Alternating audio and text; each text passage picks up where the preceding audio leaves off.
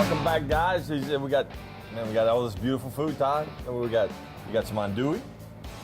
We got some smoked beef sausage.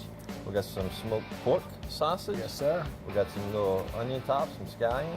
We got the diced onion and bell pepper here.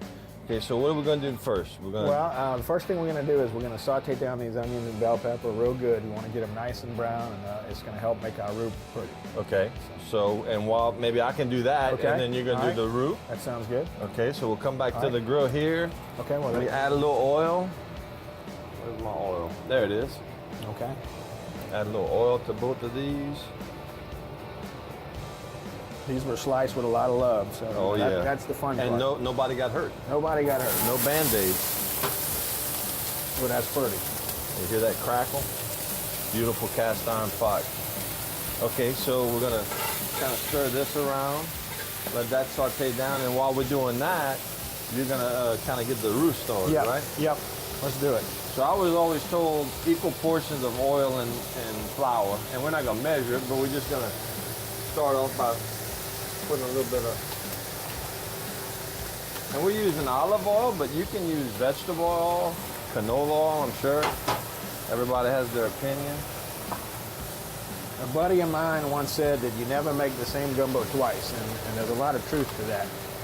I've done my roux a few different ways, sometimes with a little more, sometimes with a little less oil, but the one thing that's consistent when you cook a roux is that you have to stir it continuously. That's what the cookbook says, and they ain't lying. Because it starts turning. Yeah, because you got to be on the move. Yeah, and you know what I mean when they say it starts turning them colors.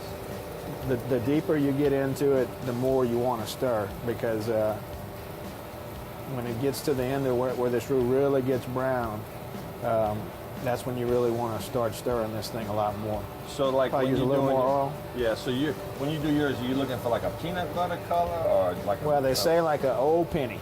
Like an old penny. I never heard that. I like that. That's the ticket. I like that. Yeah. Now this is my first time cooking on a barbecue grill, so this is new to me, but it looked like it's working pretty good. Yeah, we're gonna lift this up, get it a little hot. And now that we got the hood open, we're losing all the heat, but now we got the cold. This is beautiful. Yeah. It's your roux bubbling a little bit. Keith, one of the first times I saw, I had worked at Curcia in the back at a Catholic retreat. They made a gumbo at Prairie Room, and these guys made a huge gumbo out of a big old pot. And look, I mean, they had it was like a boat paddle, and they were stirring that roux back and forth, and it was beautiful. It was a wooden paddle, though, right? It was a wooden paddle. Well, you were just telling us off camera the story about a plastic spoon. That's a bad story. Well, let's talk about that. Okay. I mean, this is an educational thing. We're talking about making a roux. We're talking about cooking a gumbo, so we want to know what to do and what not to do. Okay, I know what not to do because I've done it all. We got a duck camp in Gaydon, and it's kind of out in the middle of nowhere a little bit. So I bought all the ingredients for the beautiful gumbo, and I get out there with just enough flour to make one roux. Right. And we started off by almost lighting the camp on fire. The pot caught fire some kind of way. I don't even know how that happened. And then I started stirring this roux just like I'm doing right here. And of course, you're at the camp, you got to grab whatever utensils you can. What I grabbed was a spoon just like this, but it was plastic. And I never thought twice about it. I just figured it's some kind of fancy cooking spoon.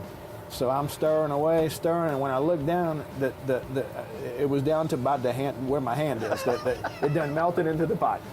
And it's like one of them cartoons with the chemicals. Good. And I looked into that pot and I'm like, there's plastic up in there, and little bitty pieces of plastic. So now I'm in a bind. I got a house full of hungry hunters. They're counting on me to make the gumbo.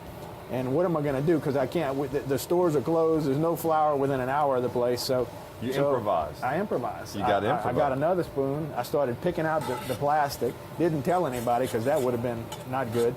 And we ate it, and everyone lived to tell it. It tasted. It did to me. Of course, I knew it tasted a little funny, but everybody lived. When I did tell them what happened much later in life, and they weren't real happy about it. But and that proves my point, man. I tell people it's not about the things you acquire in life; it's about the stories. That's it. Because the stories live forever. There's no doubt. And it's great telling the stories. That's another camp story. There you go. Well, we're going to keep working on this, guys. We're going to be throwing some of the other ingredients in the pot, and we're actually going to put off camera. We're going to put all this meat on the grill. We're going to smoke it, so that while we're doing all this other preemptive stuff, the meat will be smoking and be somewhat cooked. So don't go nowhere. We're going to be right back.